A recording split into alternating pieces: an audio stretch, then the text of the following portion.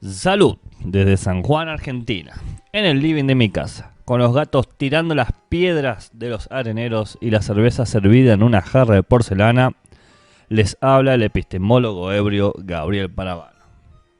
Grabando en crudo porque la filosofía de las ciencias es cruda.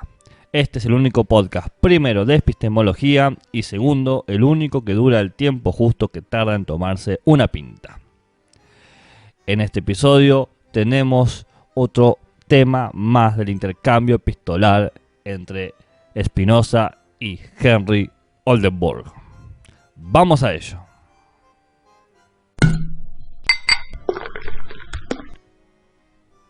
Lo último que habíamos escuchado o leído de las cartas de Spinoza con Oldenburg fue que este último preguntaba por la relación entre 1.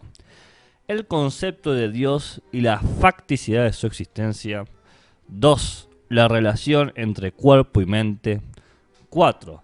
¿Por qué? De los axiomas de la demostración geométrica de Spinoza se concluye que solo existe la sustancia y el accidente, pareciendo dejar fuera el tiempo. Y habíamos visto o habíamos mencionado los axiomas, ¿no? Los leo aquí.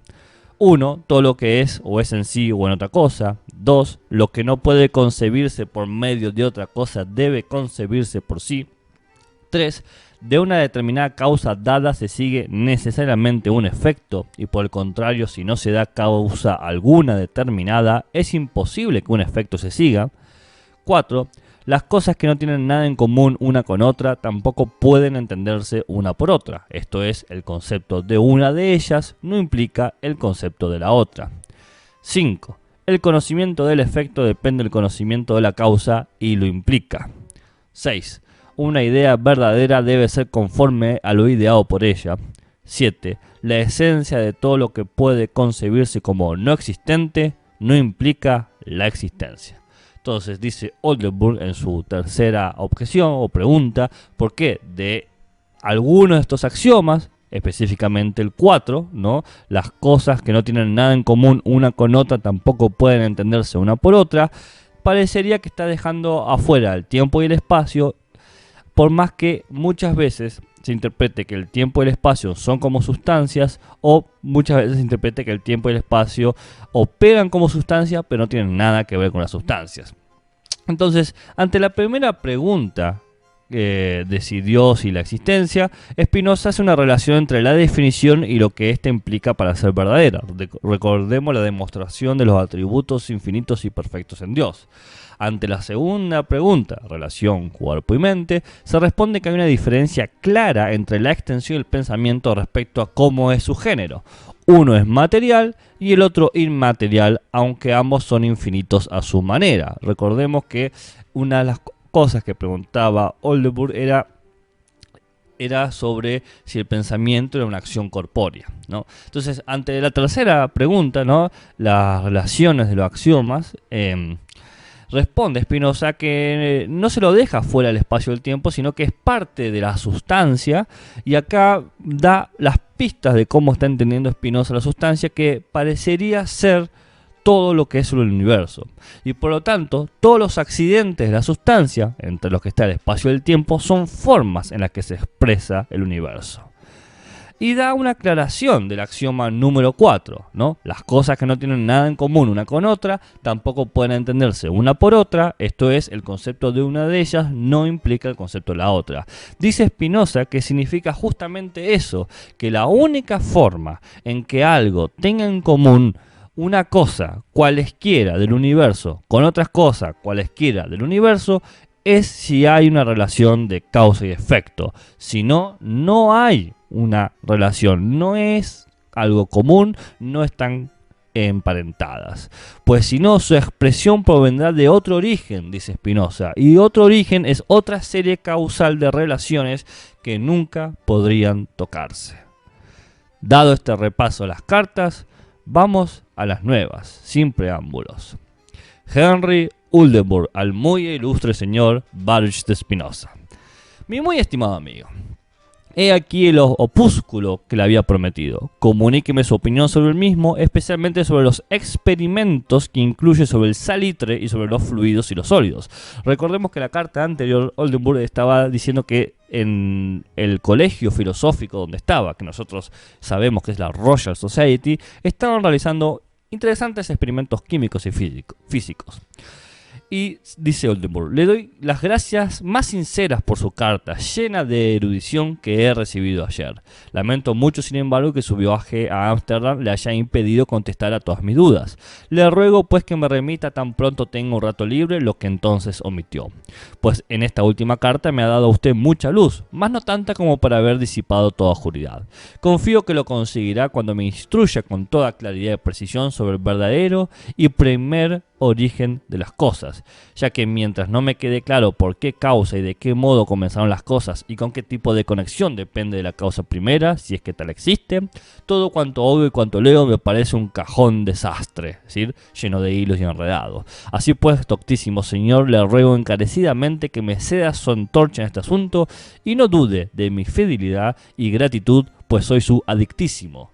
Henry Oldenburg, Londres, 11 o 21 de octubre de 1661. La carta de Oldenburg es breve porque tiene todo un opúsculo que no tenemos, pero sí tenemos la respuesta de Spinoza que ya vamos a ver, donde Oldenburg le explica los experimentos que están haciendo, que va a ser muy interesante ahora que lo leamos. Pero lo que le pregunta Oldenburg, que es también bastante pillo, bastante astuto, es justamente cuál es el origen de las cosas y por qué ese origen tiene una conexión con lo demás. Porque puede haber un origen y no necesariamente una conexión. Entonces aparece la carta de Baruch Spinoza a Henry Oldenburg, que contiene las observaciones hacia las cosas que le mencionó, el opúsculo que le trajo, y que en realidad estas observaciones son parte de un libro que Robert Boyle, es decir, el filósofo y el físico Robert Boyle, estaba escribiendo sobre el salitre, la fluidez y la solidez. Entonces es una respuesta punto por punto de las definiciones de qué es el salitre, qué es el fluido y qué es la solidez. Les dije que el movimiento de estas cartas va de unos argumentos metafísicos / cognitivos a unos argumentos que suponen ya discusiones físicas. ¿Por qué es importante este movimiento? Dirán ustedes. Y porque justamente se presenta en las primeras cartas la posición metafísica, ontológica y cognitiva de Spinoza sobre la realidad. Bien, que el universo es una sustancia, una totalidad, y que todas sus expresiones son estos atributos, por ejemplo el tiempo y el espacio. Entonces, todo lo que existe está conectado fuertemente por unas relaciones de causa y efecto. Y nosotros conocemos el mundo de esa manera. Una nota al pie de esta carta, de la carta que vamos a leer ahora, es que tenemos como dos versiones, ¿bien? Que han llegado al día de hoy, que cambian algunas expresiones o algunas referencias. Se ve que la escribió con bastante detalle Spinoza y luego la reescribió para que quedara más clara. Entonces es una respuesta cuidadosa y pensada. El libro que están discutiendo sobre Robert Boyle, el salitre, la fluidez y la solidez, es un libro bastante conocido porque en él se encuentran todos los estudios que estuvo haciendo Boyle en la Royal Society sobre perfeccionando, mejor dicho, lo que era la bomba neumática de Guericke, y ahí Boyle descubre ahora sí las famosas leyes sobre la expresión de los gases y está dando quizás los primeros pasos para lo que sería la química ocupada en analizar la composición del aire, ¿bien? O para hacer los primeros pasitos del tránsito de la alquimia a la química al presentar este libro. Entonces, veámoslo de vuelta lo que decía Spinoza. He recibido el libro del agudísimo Boyle y lo he estudiado cuanto mis ocupaciones me lo han permitido. Le agradezco muchísimo este obsequio. Veo que no me equivoqué cuando al prometerme por primera vez este libro, supe que usted estaba interesado por algo muy importante. Ahora desea usted, doctísimo señor, que yo emita mi modesta opinión sobre lo que él ha escrito. Lo haré en cuanto me permita mi escaso ingenio, señalando algunos puntos que me parecen oscuros o insuficientes a causa de mis ocupaciones. Todavía no he podido recorrerlos a todos y mucho menos examinarlos, pero he aquí lo que he creído señalar sobre el salitre, la fluidez y la solidez. Sobre el nitro o el salitre, ¿no? A ver, el nitro y el salitre es lo que nosotros conocemos como nitrato de potasio y es lo que estudia Boyle en estos experimentos, ¿bien?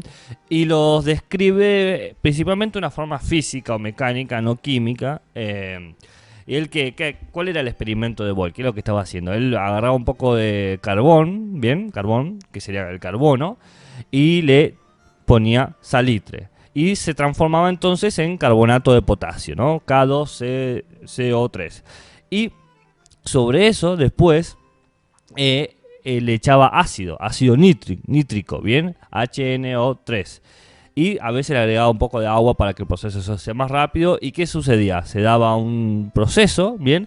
Que generaba este salitre o este nitro. Y lo que decía Boyle es que este compuesto nuevo que se hizo a través de dos partes, el salitre y la sal, bien, generaba lo que él llamaba un espíritu nítrico, era como un nuevo componente o daba a emerger una característica propia del carbonato.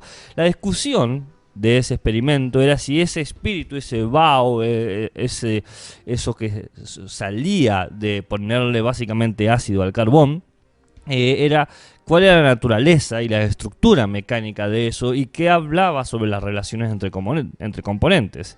Boyle va a tomar una postura en donde comprenderá que este salitre era la presentación o la manifestación de que se puede transmutar la materia, transformarla en elementos A a B, el famoso sueño alquimista, ¿no? El famoso de convertir distintos materiales en plata o en oro. Entonces veía que dependiendo de la corrosión y las modificaciones superficiales de los elementos, se podría construir y producir nuevos materiales.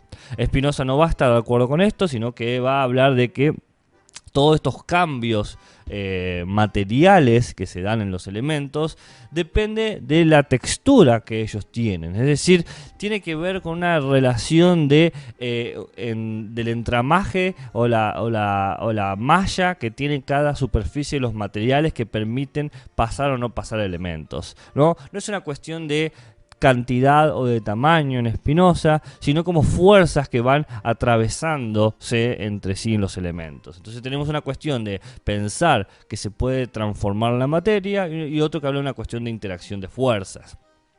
Entonces dice Spinoza, en primer lugar, el autor infiere de su experimento sobre la reproducción del nitro que este cuerpo es heterogéneo, ¿no? Compuesto de partes fijas y volátiles, y que su naturaleza, al menos en cuanto a las apariencias, es muy diferente de la naturaleza de las partes que constan. Fíjense, la naturaleza total es diferente de las partes que constan, es decir, hay una posible transformación en la relación de los elementos.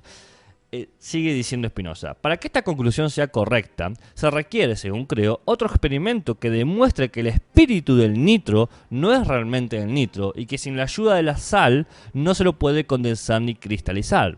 Al menos había que comprobar si la cantidad de sal que queda en el carbón es la misma, o en el carbón quemado, ¿no? En el resultante, es la misma para la misma cantidad de nitro y se aumenta en proporción a esta. Por lo que se refiere a lo que el ilustrísimo varón dice haber descubierto con la balanza y que los fenómenos del espíritu del nitro son muy diversos y algunos incluso contrarios a los fenómenos del mismo nitro. En nada contribuyen, según creo, a confirmar su conclusión. Para que se vea, expondré en pocas palabras el medio más sencillo que se me ocurre para explicar este fenómeno de la reproducción del nitro. Añadiré a ello 2 o 3 experimentos muy sencillos, con lo que se conforma de algún modo esta explicación. Básicamente, Spinoza está criticando los los datos observacionales que toma Boyle para construir su teoría. En este caso va a criticar, o por lo menos lo primero que le comenta a su interlocutor, es el hecho de que no hay diferencias en la cantidad de materiales que aparecen o desaparecen con esta combinación. Dice Spinoza: así pues, para explicar este fenómeno con la máxima sencillez, no supondré otra diferencia entre el espíritu del nitro y el propio nitro. Para él van a ser lo mismo, fuera de aquella que es patente, que las partículas de este están en reposo, mientras que la de aquel, a poco que se las agita, chocan unas con otras. Esta es una clásica teoría materialista de la modernidad. El vapor son átomos que se mueven distanciadamente, y el vapor o el aire o lo gaseoso, mejor dicho, y los sólidos son átomos que están muy cerca y de forma compactada. Entonces dice Spinoza: en cuanto a la sal fija, supondré que en nada contribuye a la constitución de la esencia del nitro, sino que la consideré como las escorias del nitro, pues yo compruebo que ni el espíritu del nitro está exento de ellas, sino que pese a la presión sobrenadan con bastante profusión en su interior. Fíjense, la palabra acá presión tiene un sentido cuando pensamos en términos atómicos, porque también va de la mano con esta cuestión de las relaciones de fuerza con las que está pensando Spinoza, y no las relaciones de transformaciones con las que está pensando Boyle.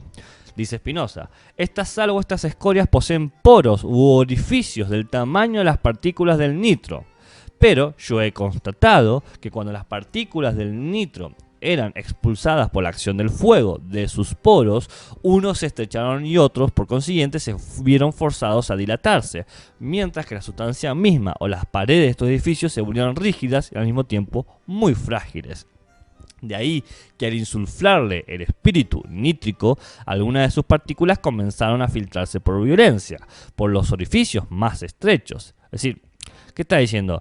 Que como hay una relación de una malla, una textura, una red en las materias, y que se generan presión entre los átomos de los distintos componentes, estas presiones producen una expulsión que es el vapor que se ve, y que Boyle dice que se llama el espíritu nitro, que sería algo distinto al nitro, pero Spinoza dice no, el espíritu del nitro es el propio nitro que está saliendo. Entonces sigue diciendo Spinoza: y como su espesor, como bien demostró Descartes, bueno, que ya hemos hablado sobre las condiciones materiales y físicas de Descartes en las epístolas de Descartes, repito, y como su espesor, como bien demostró Descartes, es desigual, comenzaban incurvando a modo de un arco sus rígidas paredes antes de romperlas, mas cuando la rompían, forzaban a sus fragmentos a esparcirse, y al conservar el movimiento que antes tenían, permanecían tan incapaces como antes de condensarse y cristalizarse. Una vez que se evaporaron, no tienen la fuerza para solidificarse de nuevo. Eso último lo aclaro yo.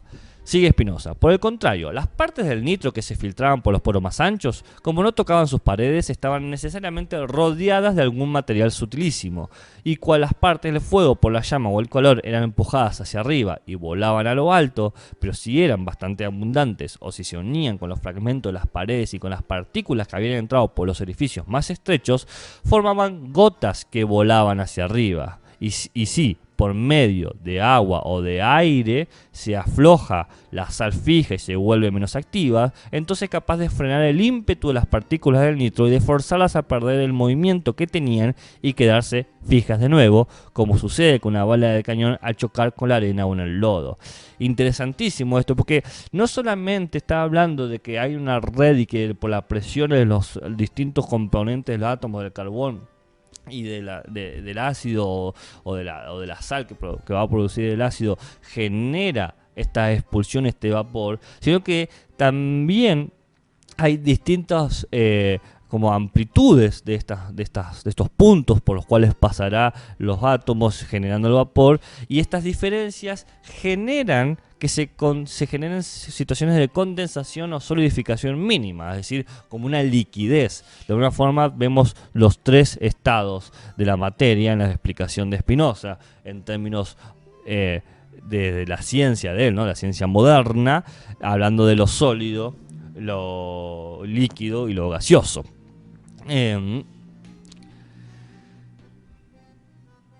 Y el ejemplo que da, el de las bolas de cañón al chocar con la arena o con el lodo, habla justamente de cómo una fuerza poco a poco se va deteniendo por la presión de muchos elementos pequeños. La arena puede parar la bola de cañón, un solo grano no, pero sí una duna. Entonces, sigue diciendo Spinoza, la recomposición del nitro consiste exclusivamente en esta fijeza de las partículas del espíritu nítrico, y para conseguirla se emplea, como se resulta de esta explicación, la sal fija como un instrumento. Hasta aquí lo relativo a la reproducción del nitro. El nitro no se reproduce, es la conclusión que llega a Spinoza. La sal no sirve como una palanca para que aparezca más nitro de forma gaseosa. Simplemente es un conductor de la relación entre el carbono y el ácido para que se dé esta situación de vaporización y pequeña condensación.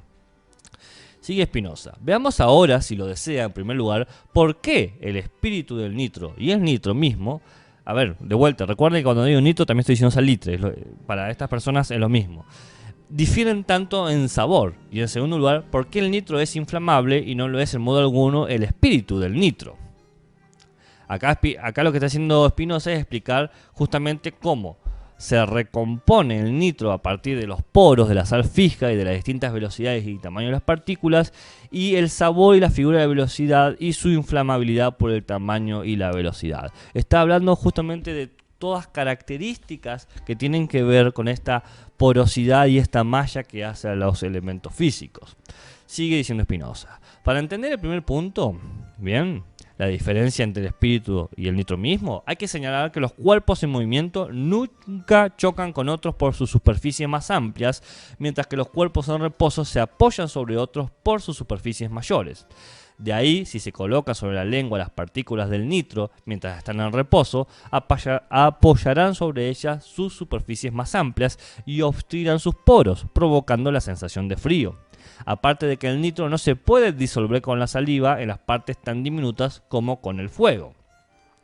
Pero, si esas partículas se colocan en la lengua mientras se agitan rápidamente, chocarán contra ella con sus superficies más agudas y se filtrarán por sus poros.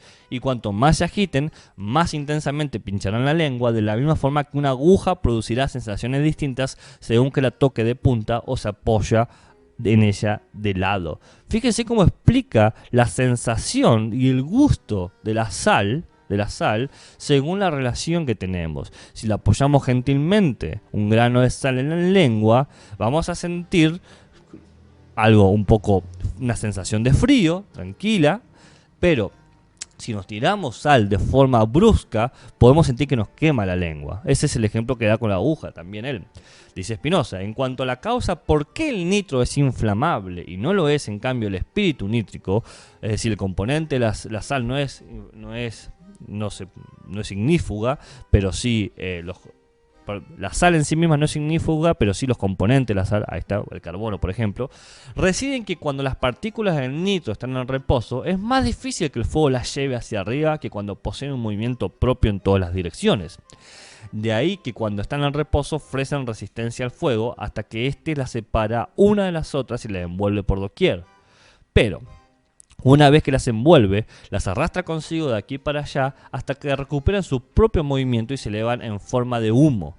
Por el contrario, las partículas del espíritu nítrico, como ya están en movimiento y aisladas unas de las otras, basta muy poco calor de fuego para que se difundan en todas direcciones en una esfera más amplia. De suerte que algunas desaparecen en forma de humo y las otras se introducen en la materia que alimenta el fuego antes de que la llama las rodee por todos lados, con lo cual extinguen el fuego más bien que lo avivan. ¿Ven? Acá por lo tanto está haciendo toda una explicación del fenómeno de la pequeña explosión que da esta reacción química. Sigue diciendo Spinoza. Paso ya a los experimentos que parecen confirmar esta explicación. El primero consiste en que he constatado que las partículas de nitro que se disipan en forma de humo al estallar son nitro puro. En efecto, después de haber licuado reiteradamente nitro en una retorta incandescente, le llegué un carbón encendido y retorta incandescente. Esto se humedeció de vapor, luego humedecí el mismo frasco y finalmente lo expuse en el aire frío para que se secara. Hecho esto, aparecería diminutos cristales de nitro salpicados en el frasco.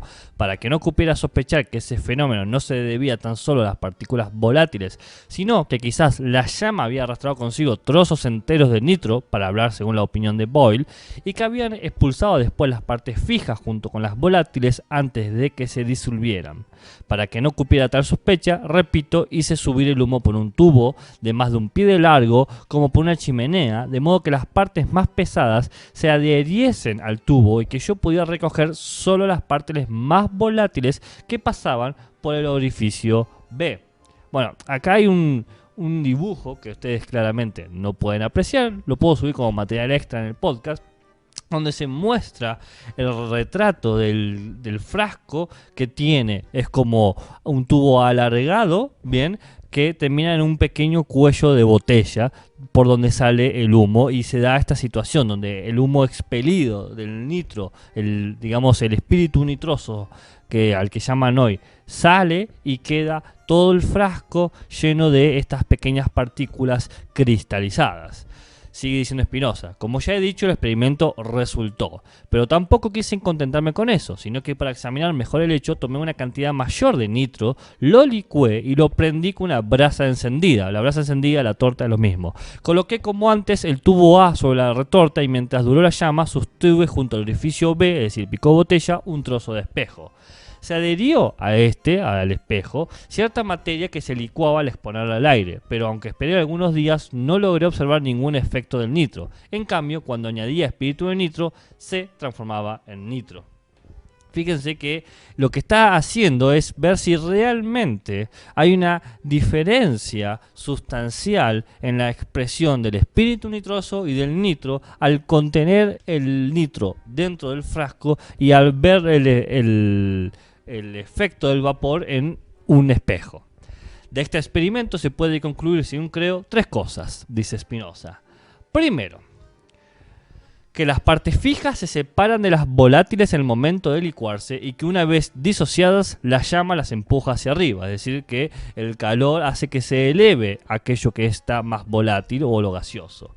Segundo, que una vez que las partes fijas se han separado de las volátiles mediante una detonación, no pueden volver a unirse, lo cual se sigue. Tercero, que las partes que se adhieren al frasco y se condensaron en cristales diminutos no eran fijas, sino volátiles. Es interesante esto que está diciendo Spinoza, porque primero reconoce o él identifica, mejor dicho, que todo el nitro es de por sí volátil y que una vez separado las partes volátiles no se pueden volver a fusionar, lo cual parece medio obvio para nosotros, pero lo que Boyle estaba tratando de sostener era justamente una postura distinta, sino que se puede siempre transformar, es decir, que si yo puedo lo material convertirlo en gaseoso, a lo gaseoso lo puedo materializar y en ese caso puedo convertir elementos en otro tipo de elementos, en otro tipo de materiales. Está suponiendo una identificación de la transformación de la materia, de la transformación de los estados de la materia, porque eran conceptos que no estaban del todo determinados. Justamente ahora se está discutiendo el valor de los tipos de materia, de los estados de materia. Lo que hace Spinoza es reconocer que hay estados de materia y que al fin y al cabo toda esa materia tenía la capacidad o la posibilidad de transformarse en forma gaseosa, pero que una vez que está condensada o destruida o transformada no puede volver a ese estado primero. Sigue diciendo Spinoza: el segundo experimento que parece mostrar que las partes fijas no son más que escorias del nitro es que cuanto más purificado está el nitro, más volátil y más apto para cristalizar lo encuentro. Pues cuando yo colocaba cristales de nitro purificado filtrado en una copa de vidrio, como muestra el dibujo A. Bueno, el dibujo A es una copa, nada más, no se preocupen, no es ningún dibujo muy profundo. Y le añadía un poco de agua fría. Junto con esta agua fría se evaporaba un poco del mismo nitro. Después de lo cual aquellas partículas fugitivas se adherían otra vez que los labios de la copa y se condensaban en gotas diminutas. Este experimento cualquiera de ustedes puede imaginárselo. Vean cómo se disuelve la sal en el agua. Está hablando de ese tipo de experimento. El tercer experimento, dice Spinoza, parece demostrar que las partículas del espíritu nitro se hacen inflamables al perder su movimiento. Este es el siguiente. Instalé unas gotas de espíritu nítrico en un cartucho de papel húmedo y añadí después arena, por cuyos intersticios se filtraron continuamente los espíritus del nitro. Cuando la arena había absorbido casi todo el espíritu nítrico, la saqué al fuego en el mismo cucurucho con todo cuidado. El cucurucho el de cartón, de papel húmedo. Hecho lo cual le quité la arena y coloqué el papel junto a una brasa encendida. Tan pronto como prendió fuego, el papel chisporroteaba, tal como suele hacer cuando está empapado el mismo nitro. Si hubiera tenido que vagar para proseguir mis experimentos, habría añadido otros que quizás aclarasen por completo el asunto, pero como estoy enteramente distraído por estas cosas, lo dejaré con su permiso para otra ocasión y paso pues a otras observaciones. El último experimento es justamente embeber un pedazo de papel. Cuando dice un cucurucho, enrollen un papel y que quede como una punta, como un cucurucho helado, y en lo que se llama espíritu nítrico, que es altamente volátil, le prende fuego y se da cuenta de que se mantiene o que no hay diferencia entre el nitro mismo y el fuego que produce. Tanto el nitro y el espíritu nítrico para Spinoza son ignífugos. Bien, entonces sigue diciendo Spinoza, donde el ilustrísimo señor Boyle trata incidentalmente la figura de las partículas del nitro, acusa a los autores modernos de haberla descrito mal. No sé si incluye entre ellos a Descartes. De ser así, quizás lo acuse fundándose en dichos de otros, ya que Descartes nunca habla de tales partículas perceptibles por los ojos, y no creo que el ilustre Boyle piense que si frotáramos las gotitas de nitro hasta cambiarlas en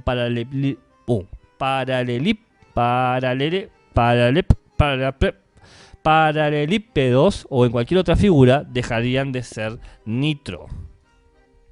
Para los que se preguntan en casa qué es un paralelípedo, es un poliedro de 6 caras, ¿eh? Es una pequeña forma geométrica tridimensional.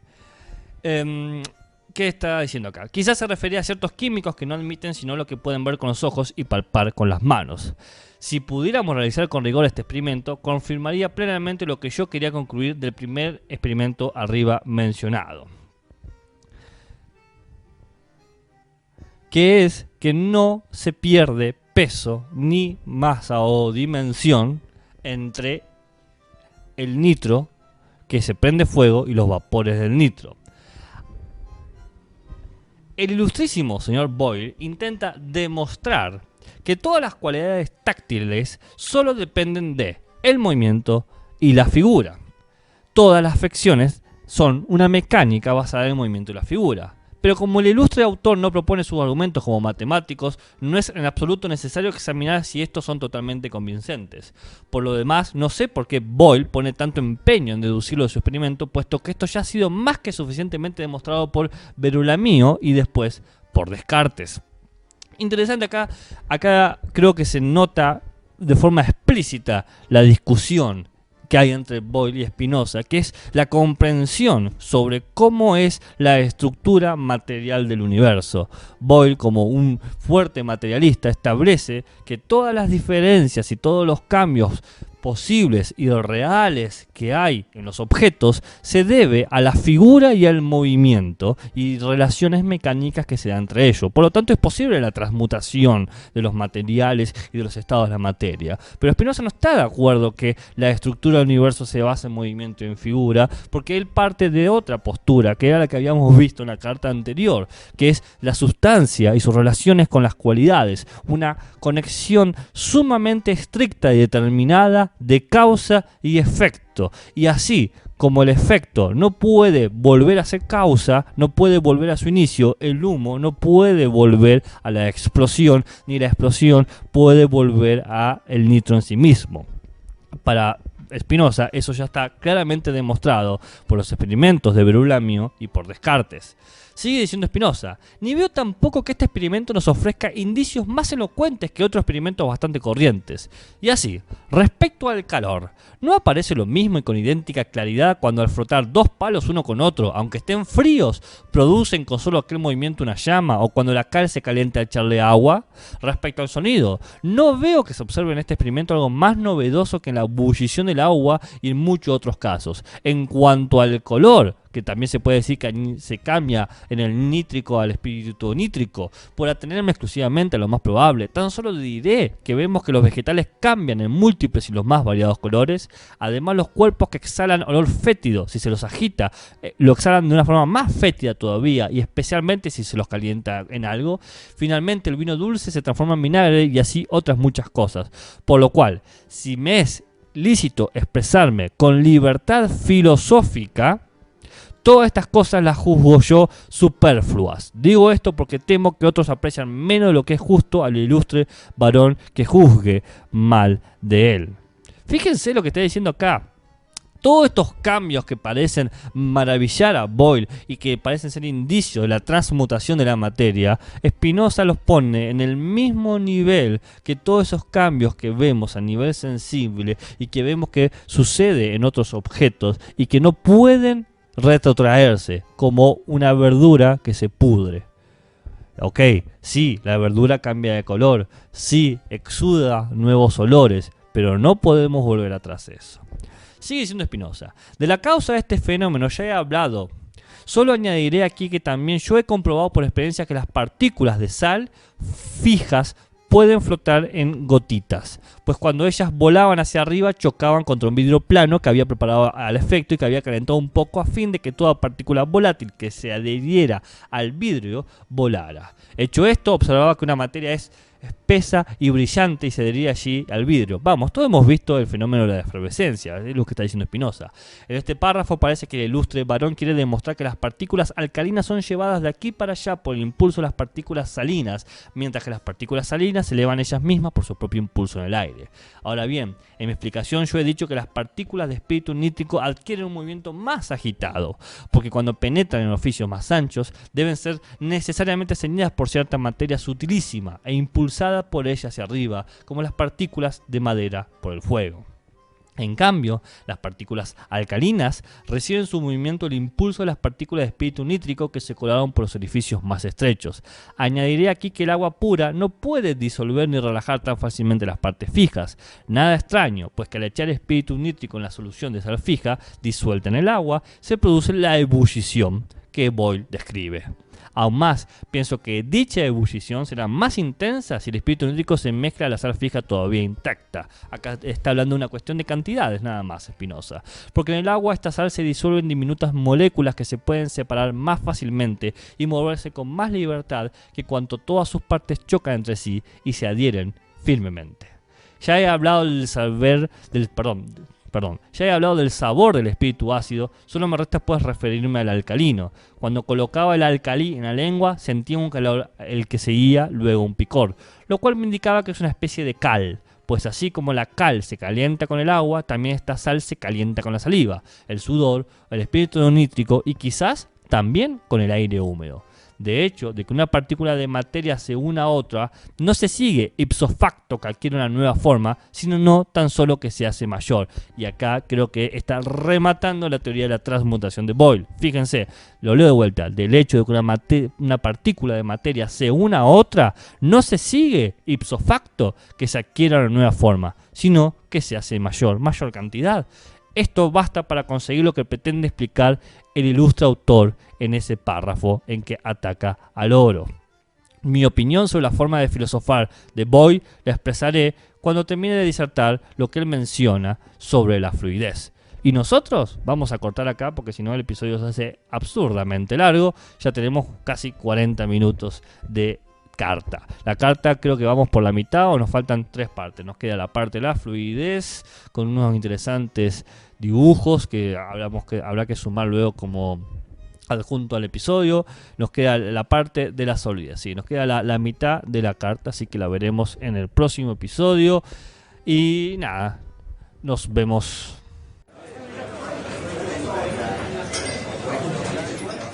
Ahora pasamos a la siguiente sección. Camarero,